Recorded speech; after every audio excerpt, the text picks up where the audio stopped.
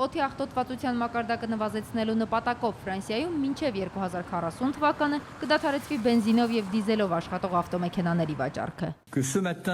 Un constructeur automobile européen Ավտոմեքենա արտադրող եվրոպական խոշորագույն կազմակերպություններից մեկն այսօր արդեն հայտարարեց, որ սկսած 2019-ից վաճառելու է միայն հոսանքով աշխատող ավտոմեքենաներ։ Սկսած 2040-ից Ֆրանսիայում կվաճառվեն միայն կանաչ ավտոմեքենաներ, այսինքն 100% էլեկտրամոբիլներ եւ հիբրիդ վերալիցքավորվող ավտոմեքենաներ։ 2016-ին Ֆրանսիայում վաճառվել է 85500 էլեկտրամոբիլ, որ կազմում է ավտոմեքենաների ընդհանուր վաճառքի 4.2%։ que les solutions sont là. Մենք բարդ նպատակ ենք դրել մեր առջև, սակայն վստահ ենք ավտոմեքենա արտադրող տեղական ընկերությունների հնարավորությունների վրա, քանի որ այսօրվա օրակարգի հրատապ հարցերից է ոչ միայն կլիմայական փոփոխությունների, այլև հանրության առողջության խնդիրը։ Un agenda de santé publique. Այլ երկրներ եւս կհետևեն Ֆրանսիայի օրինակին։ Գերմանիան եւ Հնդկաստանը վառելիքով աշխատող մեքենաների համար ժամկետ են սահմանել մինչև 2030 թվական, իսկ Հոլանդիան ու Նորվեգիան մինչև 2025 թվականը։